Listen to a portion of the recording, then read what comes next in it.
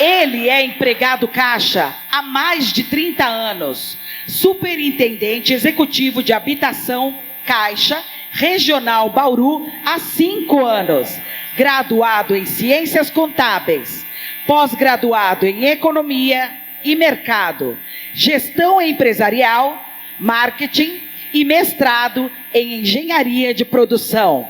Ou seja, temos um mestre que vai nos ensinar muito a todos nós que estamos aqui no Botu Constrói 2024. Obrigada, senhor Nelson, pela presença, e o microfone é seu. Beleza? Bom dia, pessoal. Bacana, muito obrigado pela presença de vocês. Da minha parte, é uma alegria e um privilégio muito grande estar aqui participando do Botu Constrói. A gente corre o risco de falar Botucatu Constrói, que também não está errado, né? Botu Constrói. E aí nós estávamos ali, meu amigo Reinaldo, né?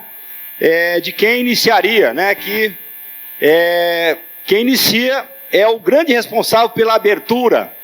E o friozinho na barriga, ele é um pouquinho maior, né? Mas o frio na barriga, gente, faz parte da responsabilidade que a gente traz para um momento como esse, tá? Aí, como eu dei uma olhadinha na apresentação do Reinaldo, eu falei assim, Reinaldo, acho que fica melhor você começar, porque eu vou pegar muitos ganchos aí na sua apresentação. E olha, tem um ditado que diz assim, Deus ajuda quem madruga, Deus ajuda quem trabalha, e eu considero muito isso, né? Que a palestra do Reinaldo por si só, eu falaria, né, da minha fazendo gancho o tempo todo, tá? E eu quero começar por uma tela que ele apresentou aqui do déficit habitacional, certo? Vocês perceberam ali que nunca, né, todos os anos, todas as medições, não baixa de 6 milhões. Perceberam isso ou não? Está sempre em 6 milhões. Mas como assim? Constrói, né? Aí você traz para o seu mercado e não baixa. E aí a gente vai buscar algumas explicações para isso que não se esgota aqui. Mas vamos fazer só um pequeno exercício. Quem lá no ano de 1970 tinha pelo menos 6 anos? Acho que pouco de vocês. Mas hoje está fácil, né? Hoje está fácil de a gente dar um Google aí e buscar. A música da seleção brasileira lá em 1970, tá? Vamos resgatar aqui algumas histórias. Alguém lembra? 90 milhões em ações para frente Brasil, salve a seleção. Lembra disso? E agora? Nós estamos aí a quase 210 milhões de brasileiros. Por si só a gente pararia por aí, não é isso? Tá? Mas vamos a mais 2 exemplos que vocês vão gostar. Nesse é bem capaz de muitos de vocês estarem enquadrados. Vamos lá. Morávamos, né? E aí eu trago para o meu exemplo. Eu, meu irmão, minha mãe e meu pai. Infelizmente, meus pais são falecidos. Estão lá em cima, não tenho dúvidas ali, zelando por nós, e principalmente por mim e pelo meu irmão. Mas meu irmão se casou, tem 2 filhos que se casaram, né? Então, meu irmão saiu da casa dos meus pais, os 2 filhos saíram da casa do meu irmão, então olha aí, já multiplicou por 3. Eu me casei, né? Saí da casa do meu pai, tenho 2 filhos, eles não se casaram ainda, mas uma já saiu, então já tem a sua casa própria. Tem casa sobrando? Tem. Mas aí entra exatamente no que o Reinaldo falou também, a questão da desigualdade social. Tem muitas casas sobrando em que muitas pessoas não têm condições de obtê-las, nem de alugar, nem de comprar. É aí que entra a Caixa. E aí, para terminar o terceiro exemplo, né, eu disse ali, meu irmão casou, eu me casei, né?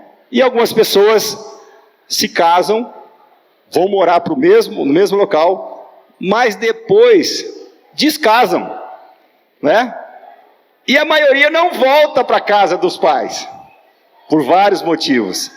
Então aí, Reinaldo, dentro dos seus números aí, por conta da desigualdade social e por conta desses 3 fatores que eu disse, crescimento, né, da população, e mais os desmembramentos familiares, podemos chamar assim, quero que vocês participem nesse momento aqui, enxergando a construção civil na linha da oportunidade, tá?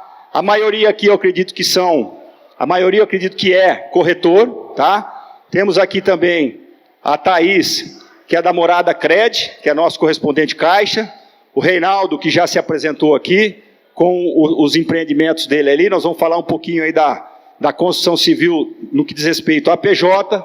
Nós estamos ali com ele no Chaiô, o primeiro Terraza Blue, e estamos analisando agora no que diz a análise técnica dos 3 das Oliveiras ali, tá? Bom, como já foi apresentado aqui, eu sou Nelson, sou superintendente executivo de habitação, responsável por 253 municípios aqui na região. Podemos mais ou menos dividir a região aqui do Tietê para cá, 40% do estado, do qual Botucatu faz parte, a cidade de Botucatu faz parte da minha região, tá?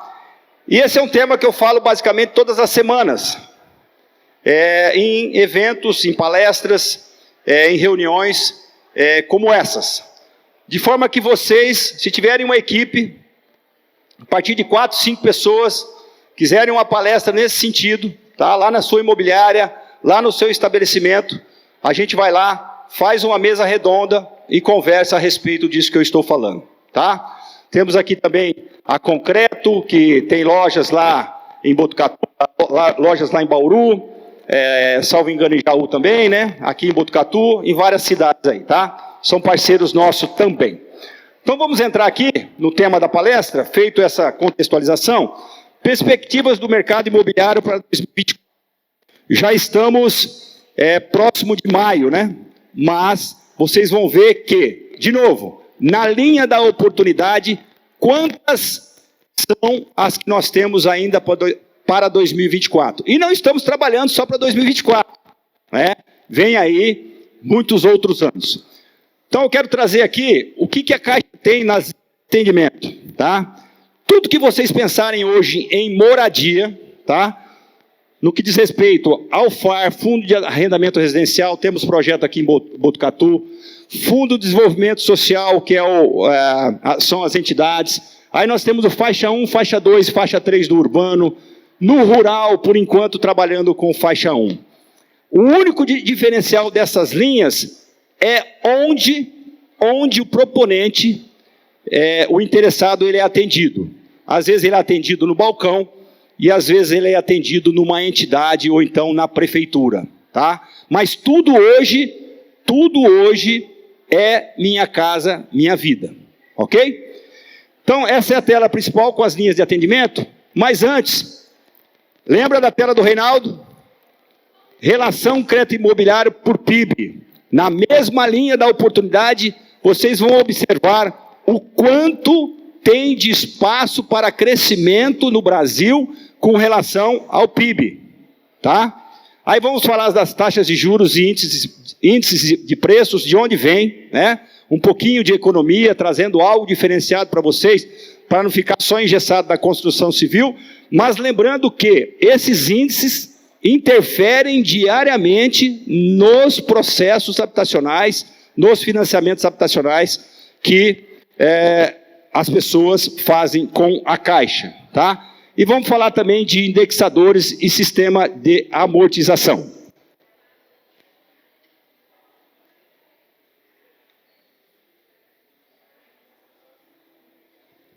De vez em quando uma paradinha técnica para tomar uma água, natural, né? Vou deixar aqui que fica mais fácil para me apoiar. Pronto. Então vamos lá. Olha aqui, está destacado ali o Brasil, né? Brasil destacado ali com aproximadamente 12% a 15%, que o gráfico fica prejudicado. A relação do crédito imobiliário e PIB, tá? Não vamos comparar aqui com o Reino Unido, mas vamos comparar com o país da América do Sul, olha, o Chile ultrapassando, ok? Então isso mostra o quê? O quanto nós temos de oportunidade na construção civil para crescimento com relação ao PIB, né? Que é aí que mede as riquezas do país, tá? Aí aqui eu vou trazer um pouquinho da taxa de juros, né? Que nos interferem diariamente aí nos nossos processos habitacionais. Inicialmente temos a TR, que não precisa guardar a fórmula de cálculo ali, tá? Que ela é um tantinho complicado. Isso é matéria para o Reinaldo. O Reinaldo que gosta, que ele é calculista, que gosta dessas coisas. Mas é importante guardar que a TR tem uma relação, né, no seu cálculo com as letras do Tesouro Nacional. Tá? A variação da letra, das letras que o governo negocia, tá? E aí tem essa fórmula de cálculo aí, tá? Aí depois nós temos a Selic. Trouxe aqui a Selic atual, 10,75. Como é que é medida a Selic? A cada 45 dias, deve acontecer agora no início de maio, tem mais aí 7 ou 8 dias para acontecer, uma nova reunião do Copom. Hoje ela está em 10,75. Ela é a taxa balizadora da nossa economia. É por meio dela que os bancos captam e emprestam. Tá? Hoje, na proporção, está aí na taxa de 10,75. Até o dia, deixa eu só buscar aqui, até esse último boletim Focus aqui de 6 de fevereiro, a perspectiva é que a Selic terminaria o ano com 9%, tá? Olha aí, gente, enxerguem isso na construção civil, na linha da oportunidade. Cai a Selic, né? Naturalmente, cai os juros. Se eu sou um investidor, chamando a atenção aqui de vocês, tá? Se eu sou um investidor que gosta de aplicar em LCI, por exemplo, ou LCA, se eu aplico, eu vou deixar de aplicar em LCI e vou buscar um outro ativo, tá? Aplicar aí pode ser em crédito imobiliário, tá? Muito bem, mas a queda da Selic, buscando aí, né, acompanhando a economia do país, ela perdeu um pouco de apetite, tá? A queda. Então já se fala em terminar o ano de 2024 em 9,5, tá? Que não é um número ruim, não, tá?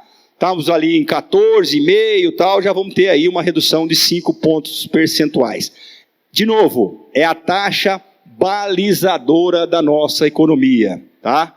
É por meio dela que a gente define aí a captação e os empréstimos, ok? 10,75, podendo terminar o ano aqui em 9,5.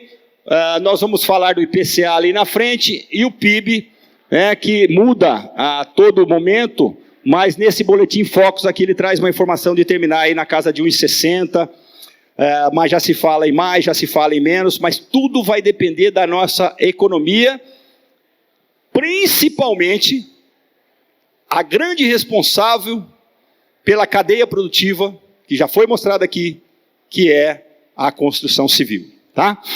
Aí nós temos o IGPM, né? O IGPM é o índice de inflação do aluguel, que tem algum tempo já que ele não dá positivo, né? Aí ele é medido como? Aqui, seus percentuais, índice do produto no atacado, preço ao consumidor e também um percentual ali da INCC, tá? Muito bem, passando à frente, nós vamos, a inflação, o IPCA, a inflação oficial do país, né? Muitas vezes a gente nos questiona, meio que no dia a dia, né? Poxa vida, mas a inflação do país está dando X e a minha está dando muito maior. Por quê? Aqui a gente consegue fazer um pequeno exercício e responder essa sua pergunta, tá? Então vamos entender primeiro ali. são aproximadamente 400 produtos divididos em 9 cestas de produtos, cada um contribuindo com o seu percentual, ok? Para se chegar aí, variação de preços, evidentemente, para se chegar aí ao índice oficial da inflação, né, do IPCA, a inflação oficial do país. Perfeito. Mas e o que isso tem a ver com a minha inflação, a inflação do meu bolso? Você pode, de repente, naquele mês, consumir mais, né, ter consumido mais um produto que contribui mais na cesta e que naquele período teve uma elevação maior. Passamos agora recentemente, ainda deve estar alterado, e aí falando um pouco da cesta de produtos e serviços, o tomate, que foi ali a quase R$15 o quilo, certo? Se naquele período você é uma pessoa que consome muito tomate, é uma comparação muito simples, mas a gente vai avançar. Depois também tem o azeite, aí tem o combustível, Você imagina uma pessoa que trabalha com Uber, se você tem uma alteração para cima do combustível, a inflação do bolso dele vai restar prejudicada. Dele que trabalha e de você que consome o Uber. Então, essa é a razão de que a inflação oficial do país, ela é, na maioria das vezes, diferente da inflação do nosso bolso. Ok? Tá fazendo sentido para vocês, gente? Bacana? Vamos em frente então aqui. E a gente vai se aprofundando, com relação ao que nós temos de melhor, Como é que eu contrato um financiamento habitacional? Agora então eu começo a falar um pouquinho mais de financiamentos habitacionais. Quais são os indexadores que a Caixa oferece?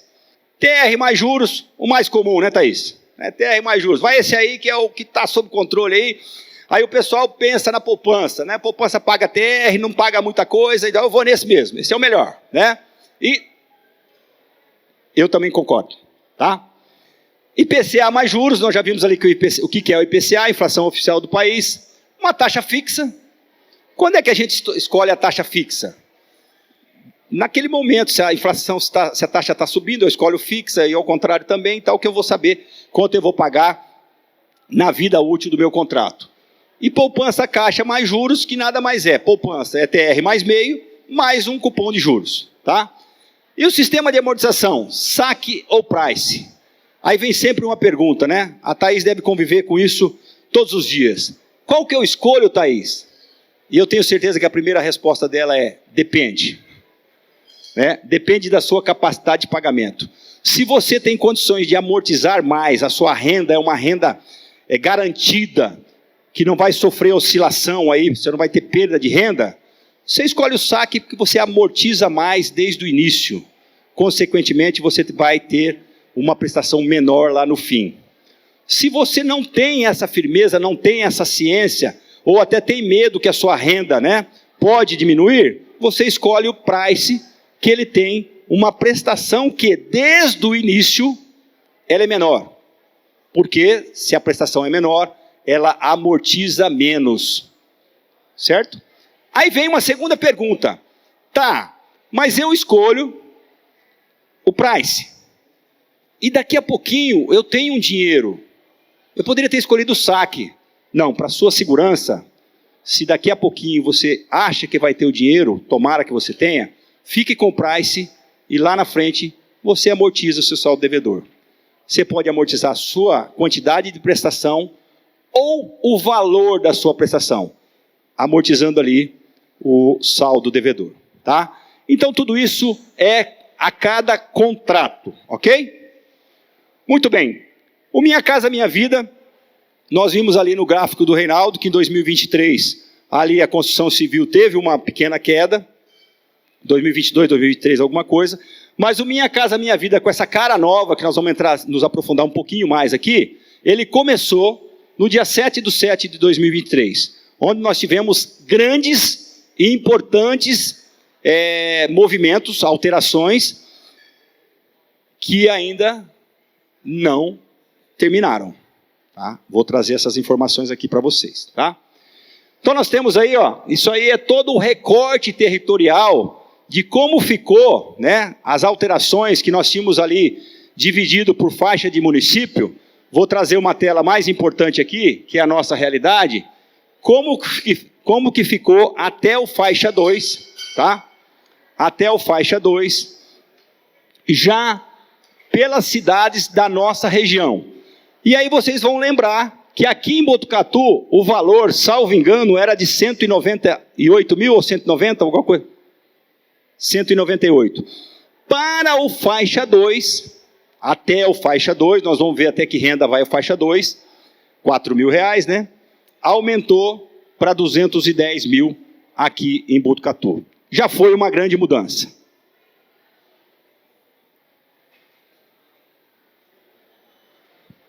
E aí nós temos a outra grande mudança é que em qualquer município brasileiro, independente do tamanho e da quantidade de população, vamos pegar um próximo aqui, Tatinga, né? Que o valor, eu não vou lembrar, mas salvo engano era 145 mil, se elevou para 190 mil, ok? Uma grande mudança. Mas não foi só essa, né? Isso nós estamos falando do faixa 2, de forma que lá em Bauru nós já praticávamos 264. Ah, legal, e o que aconteceu de melhor então, além disso? A mesma tela. Para o faixa 3, renda a partir de 4.400 e até 8 mil, também em qualquer município brasileiro,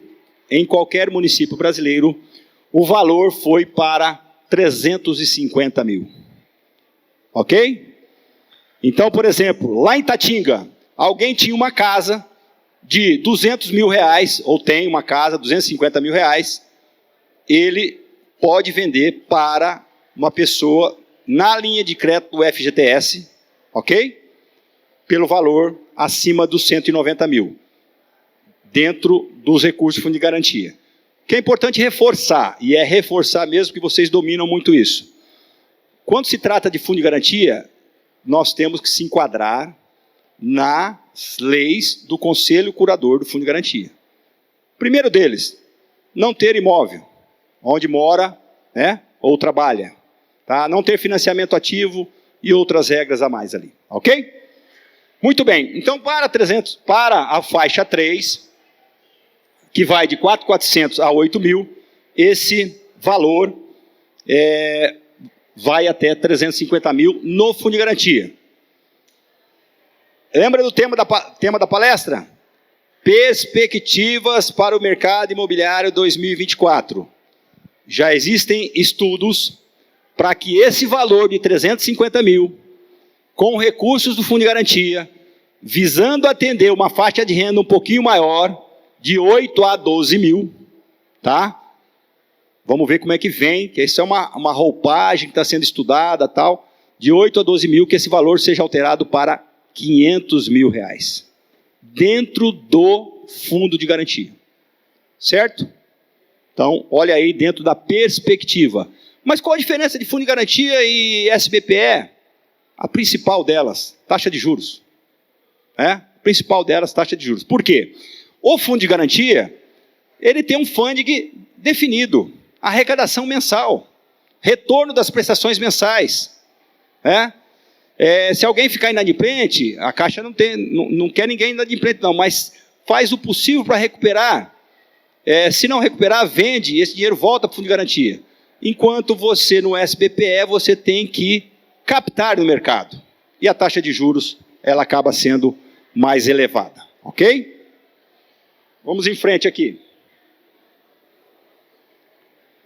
E aí também nós tivemos uma alteração no Fundo de Garantia de 47.500 para 55 mil, né? Agora aqui a gente traz, talvez esteja um pouco prejudicado para vocês aqui, mas as informações ali, mas um breve resumo. Quanto menor a renda, menor a taxa de juros. E o contrário também. Quanto maior a renda, maior a taxa de juros, chegando aqui no máximo a 8,16. Então nós temos uma variável de 4,25 a 8,16 para recursos aplicados com o fundo de garantia. Ok? Bacana? Fazendo sentido para vocês, gente? Dentro da linha da oportunidade? Bacana? Vamos em frente.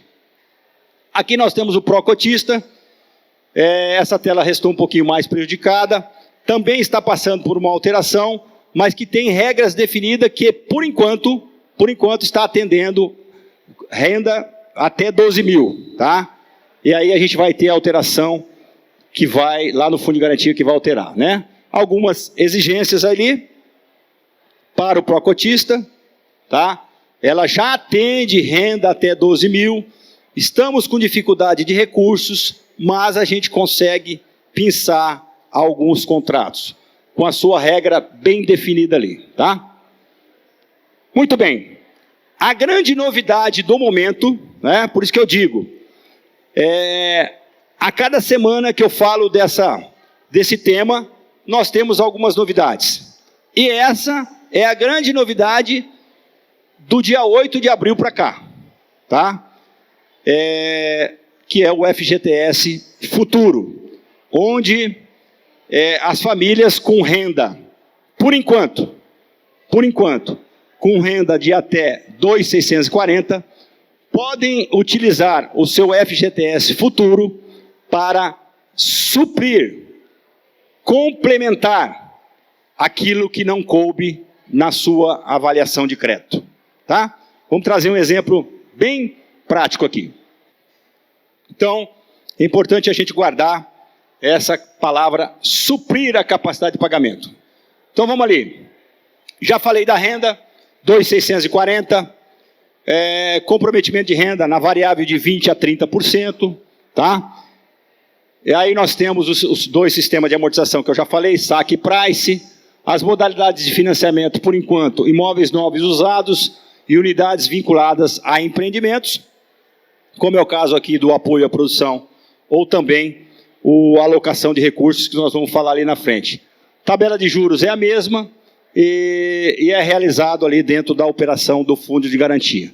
Como é que ele vai funcionar? Exemplos bem práticos ali. No primeiro exemplo aqui nós temos alguém que, com uma capacidade de pagamento de 30%, atingiu um valor de 109.400, ok? E que a sua capacidade trouxe 791, ele está enquadrado, ele não precisa usar o FGTS Futuro, ok? Para elucidar o segundo exemplo, aqui ele tem uma capacidade mensal de somente 25%, ele não atingiu o valor para um imóvel de 118, ele vai precisar de 11 mil reais do FGTS Futuro, então ele vai comprometer 5% do FGTS Futuro, tá? Lembrando que esse comprometimento pode ir até 8%, tá? Por que 8%? Mensal. Porque 8% é o valor que nós recebemos na conta do Fundo de Garantia, de acordo com a nossa renda mensal. E aqui nós temos vários exemplos. Então, assim, é para suplementar, para suprir. Se alguém chegar e pedir, eu quero fazer um financiamento somente com o FGTS Futuro, não existe. Ele pode usar o FGTS dele para suprir. E o prazo disso? O prazo do FGTS Futuro, que não se confunde com o financiamento habitacional. Serão 2 contratos, tá? Um contrato normal ali, o pacto normal, e o outro contrato, o FGTS Futuro, que vão para o sistema da Caixa numa operação única, ok? O prazo máximo para a pessoa fazer a opção do FGTS Futuro, atrelado ao contrato dele, que pode ir até 420 meses, então o contrato dele pode ir até 20 meses, mas o contrato do FGTS, ele vai inicialmente até 120 meses. Por que só 120, Nelson? Porque estudos apontam que com 120 meses ele busca o equilíbrio do seu contrato, não tendo mais necessidade da utilização do FGTS Futuro. Mas se isso não acontecer, certamente, né, ele vai poder aí refazer, repactuar o seu contrato e até utilizar novamente. Não existe nada nesse sentido ainda. O que existe é que, com 120 meses, haverá um equilíbrio do seu contrato, ok? Então, o prazo máximo para a utilização do FGTS Futuro é 120 meses. Voltei, passei. SBPE, né? Eu só tenho essa tela do SBPE para dizer para vocês o seguinte. Lá no final do ano passado, nós estávamos com dificuldade de recursos do SBPE. Tá? Com essas medidas implantadas no Fundo de Garantia, hoje nós estamos com recursos sobrando no SBPE. E como vem novas medidas aí, nós vamos ter a todo momento recursos à disposição, para quem precisar. Hoje, lembrando, né, já falando ali do faixa 3, imóveis acima de 350 mil, ok? Também tem uma taxa de juros um pouquinho mais elevada, tá? Evidentemente, você tem que ter uma renda melhor. Tá, por que a Selic está caindo e as taxas de juros na Caixa não sofreram redução? Porque já estavam abaixo do mercado, tá? Se você comparar hoje, apesar dos movimentos dos bancos, essa taxa que a Caixa está praticando hoje, sem sofrer queda, ela ainda é menor que a taxa dos outros bancos. Estejam certos disso, tá bom? Então, temos recursos sobrando, tá? E vamos ter para sempre aí por conta de todas as medidas que estão em alteração. Mas se a Selic cair mais, pode ter alteração? A Caixa está estudando, né, toda semana, o Conselho Curador do Fundo de Garantia, com o colegiado da Caixa lá na Matriz, se reúne sobre isso, e certamente, né, aí eu falando, nós teremos essas alterações também. Muito bem. Aqui, passando aqui para a pessoa jurídica, numa tela só, 4 linhas disponível na pessoa jurídica, sendo que a última é uma linha que ela é basicamente nova. Apoio à produção. Fluxo de caixa misto. Tá? Fluxo de caixa misto. O empresário nos procura, fazemos a avaliação do empreendimento dele e trabalhamos com 85% dos custos. Juntando aí, portanto, 15% que ele vai ter que se apresentar de obra num período pactuado, que pode ir até 6 meses, mais a carteira de recebíveis dele, mais aquelas pessoas que querem comprar o imóvel dele financiado pela Caixa. Que para essas pessoas é o financiamento do imóvel na planta. Tá? A gente monta a operação e começa a liberar os recursos para o empresário, para a empresa. É o caso aqui dos empreendimentos do Reinaldo, que é assim que ele trabalha. Então, nós colocamos à disposição um crédito do empresário, não significa que ele vai utilizar esse valor, mas, inicialmente, na maioria das vezes, acaba se utilizando, mas que depois, com a aquisição das pessoas físicas, esse valor vai sendo amortizado. Tá claro aí a linha? Tá? Chama-se apoio à produção, exatamente para apoiar o empresário no início do seu empreendimento. Ok? Fluxo de caixa misto, pensando nessas 3 figuras. Pessoa jurídica, pessoa física, percentual de obra, recebíveis, o próprio terreno, né? Estão pensando aí, na realidade, nessas 5 variáveis aí. Repasse fácil, alocação de recursos. Nada mais é que o empresário, quero citar aqui o Reinaldo, ele reúne condições para construir um empreendimento, qualquer um dele aí que ele está seguindo, e ele constrói com recursos próprios. Não, esse aqui eu vou construir com recursos próprios, vou ter até uma carteira aqui reservada, alguém que quer comprar, ele vai fazer o meu fluxo de caixa aqui, mas ele não vai aparecer para a caixa por enquanto.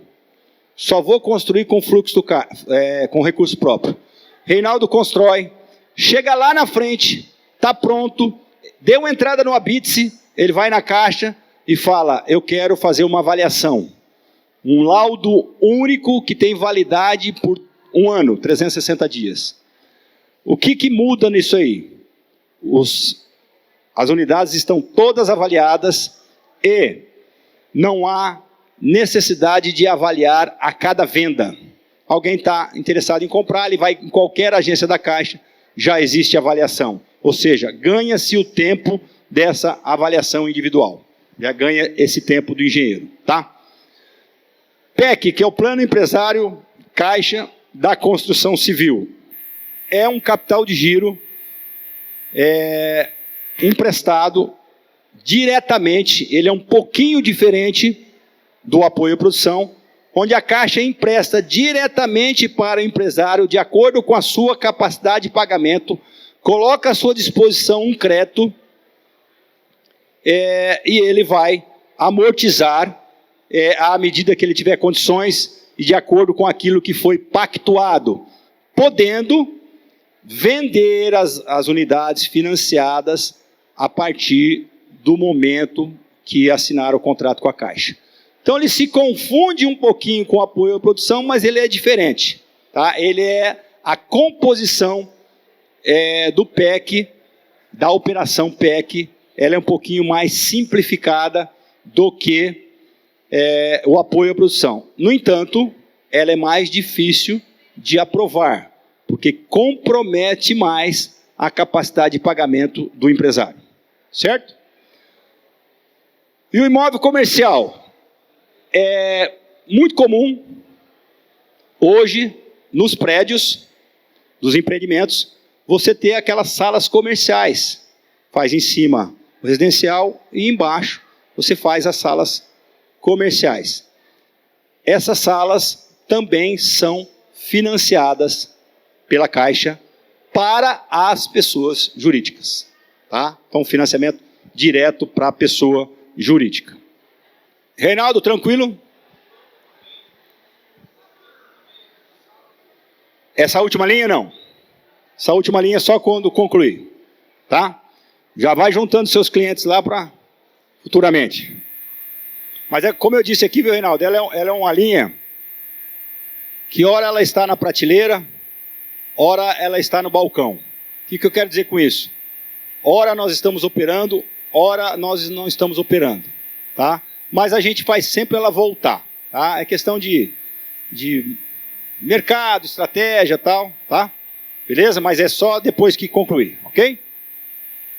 Muito bem. Agora nós vamos falar da grande vedete do momento, Crédito Real Fácil, também conhecido como Home Equity, que traz aí uma oportunidade para todos que estão aqui expondo aqui no Botu Constrói, né? Que é uma linha de crédito destinada à pessoa física, que pode dar um imóvel urbano ou rural em garantia, né? Essa questão do rural ela é nova, e o crédito é sem destinação específica, então não precisa estar amarrado. Vou lá na Caixa, quero adquirir um crédito, vou dar o meu imóvel em garantia, pode ser um imóvel rural, pode ser um imóvel urbano, ou o contrário, né? Geralmente urbano, depois rural, e de acordo com a garantia, nós vamos passar aqui, tem uma taxa de juros, tem um percentual que ele pode financiar, enfim, ele não tem uma destinação específica, pode-se fazer o que quiser com o dinheiro, tá?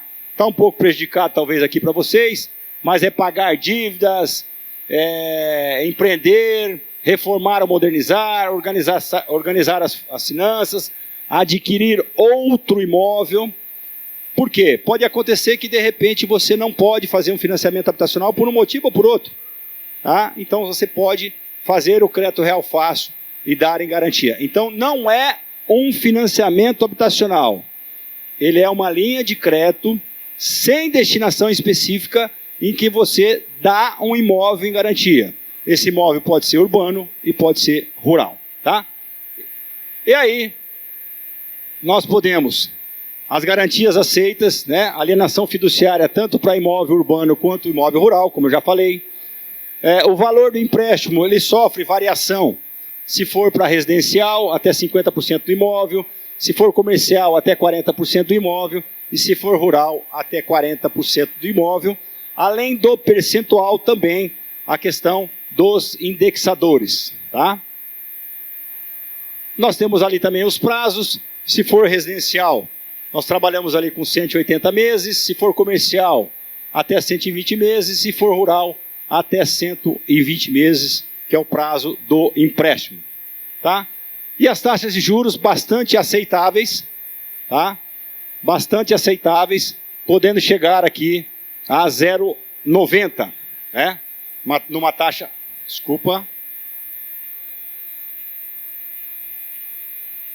numa taxa customizada, podemos chegar aqui a 0,90 ao mês, ok? Muito bem. Esperando que tudo isso tenha feito sentido para vocês, naquela linha da oportunidade que eu falei, que eu tenha trazido para vocês algumas informações úteis, eu fecho aqui esse momento, fazendo um gancho de novo, né, lá na apresentação do Reinaldo, onde ele traz lá o quanto a construção civil contribui, né, para a economia brasileira. Então tá aí, ó. Olha aí um pouco da cadeia produtiva, um pouco dos entes da cadeia produtiva que a construção civil movimenta.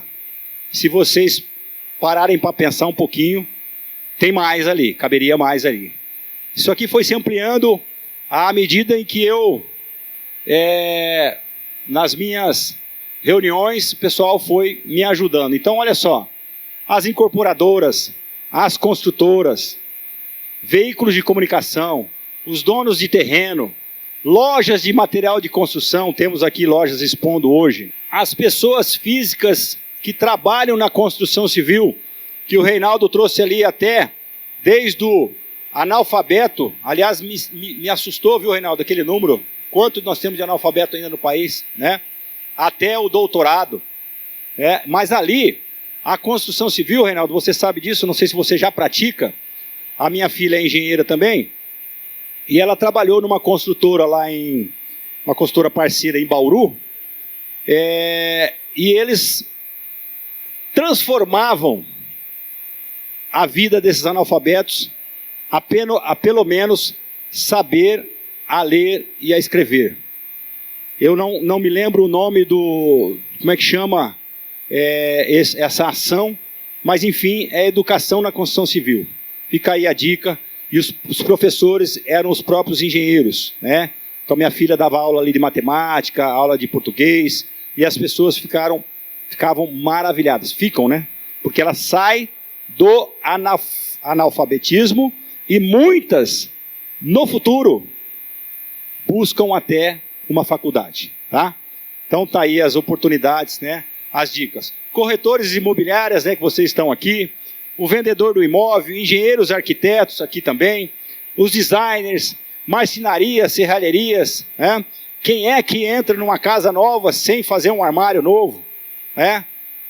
Então, assim, o quanto que isso movimenta. Os mestres de obras, os ajudantes, que eu acabei de falar aqui, tem até caracterizados, correspondentes, Caixa, né, representado aqui pela Thaís, o poder público, a Caixa, né?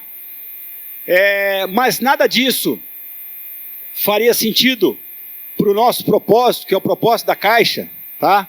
Nada disso faria sentido para o propósito da Caixa, que é ser a instituição financeira pública que fomenta a inclusão e o desenvolvimento sustentável, transformando a vida das pessoas. Quer algo mais, né? Quer algo além que a construção civil para transformar a vida das pessoas, contribuindo com a constituição de famílias. E aqui então eu termino esse momento, esperando ter contribuído com o dia a dia de cada um de vocês. Muito obrigado.